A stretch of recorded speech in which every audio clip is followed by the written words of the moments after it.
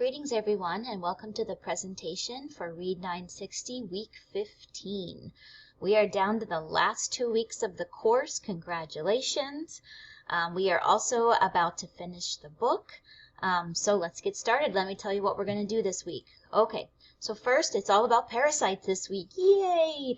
We're done with epidemics and diseases, and now we're on to parasites. So that's the lab focus of the PowerPoint. You should understand that now, and we'll go through what we're going to do. The biggest thing is you're going to first learn about a parasite called leishmaniasis. So there is a chapter in your textbook where you will do another note-taking assignment. It's very similar to the smallpox assignment. And then you are going to read chapters 23, 24, and 25. Those are all the leishmaniasis chapters. You're going to do your QQMS for those 3 chapters, and then there is a discussion board. Okay, so first you're going to do your leishmaniasis note-taking, same process as before. I've given you the page numbers of what you're supposed to be looking at. I've asked you to decide on a note-taking structure. I should see a very specific structure this time. I should see a very clear outline, very clear Cornell notes, very clear SQ3R, or very clear annotation for purpose. Some of you just took to writing things down on a piece of paper and no apparent hierarchy and no apparent attention to any kind of structure, and that will not count this week. We went over these kinds of note-taking strategies. Use your binder, look back at those direction sheets, and pick one of those formal note-taking structures. I expect to see a structure. Please make sure you do that. Take notes, reflect, how did it go, summarize what you learned, and then submit your work. So very similar to the smallpox procedure. Okay. Oh, by the way, one other thing about that too is it's from the same microbiology textbook, so the same things you noticed last time about needing help understanding certain things, you'll find that again. Okay, so the next thing you'll do is after you work on your QQMS for chapter 23, your QQMS for 24, and your QQMS for 25, there is a discussion board, but there's 2 things I want to draw your attention to about the discussion board.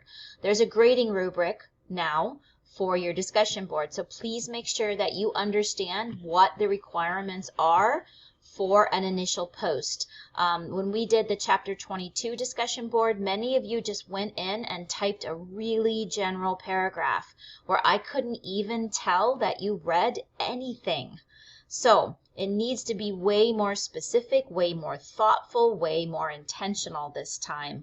I need to see your thinking. I want to see your thinking. So please make sure that you are really reflecting on the questions that I'm asking in the discussion board, and that you're writing a college level post. We're at the end of 960. I should see that you're ready for college level work now.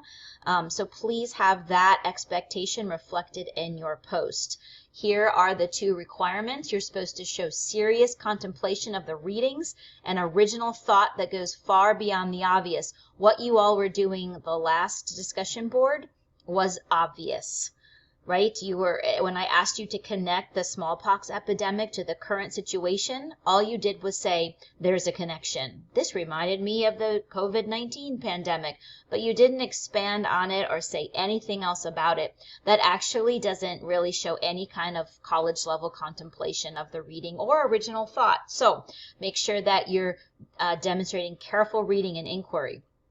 Next, you need to demonstrate completeness and quality. Post well-developed assignment that fully addresses and develops all aspects of the task.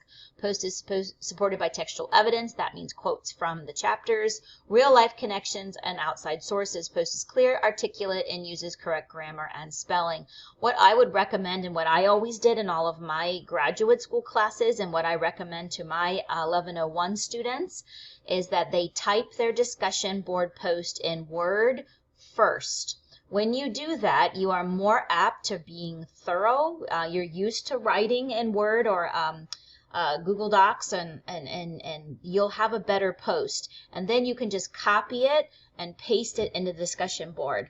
I think so many times you get on the discussion board and it just feels like you're online in some chat room somewhere, so people are really brief and it's just not helpful. So make sure you understand these requirements, and then there's also requirements in the reply. You will not receive credit for just saying great post or that really made me think, right? You have to further the discussion and really make sure that I know you read and thought about your peers' post. That will be much easier to do once the posts are better.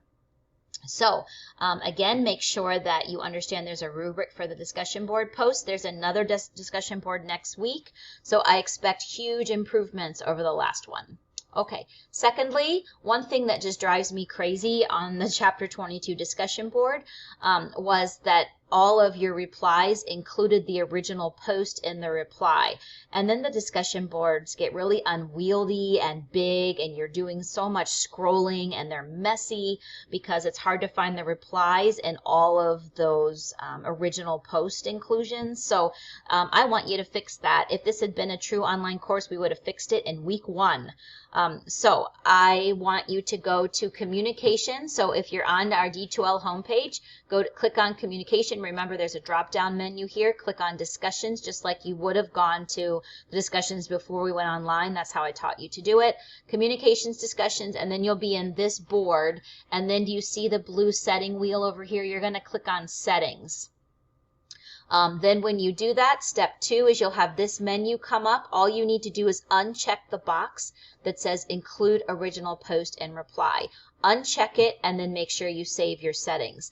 That will solve all of our problems. Our discussion board will look very neat and clean, and we're also going to know who's ignoring my videos, because I'll know who didn't listen to this, because your post will look messy like it did in the Chapter 22 discussion board.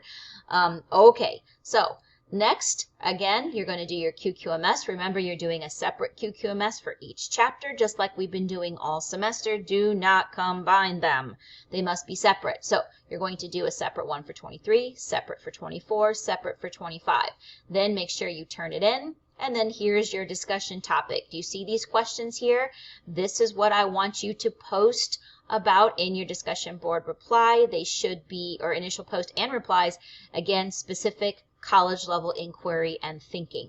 Okay, then that's it for the week. So this week, again, it's all about furthering our progress in the book, understanding the parasitic disease of leishmaniasis, and also doing lots of reflecting and thinking about that.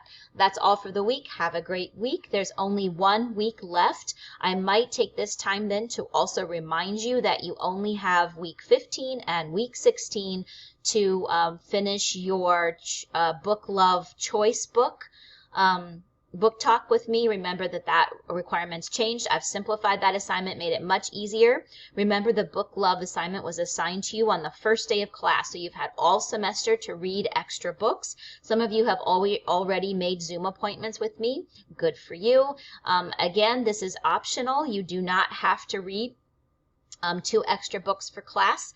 If you choose to do that, it will just improve your grade, so it's a good idea to do that. Remember, it was 10% of your grade, this whole reading thing, right?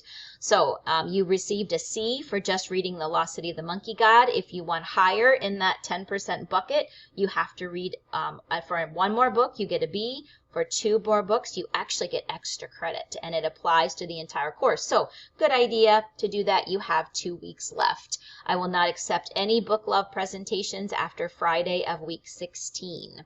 Also, I want to make sure you understand that if you have any work that has not been submitted and you've been given permission to turn it in, you may not turn in anything after Friday of week 16. But again, for all late work, you must check with me to get permission first. All right, have a wonderful week. Let me know how I can help, and I'll see you soon.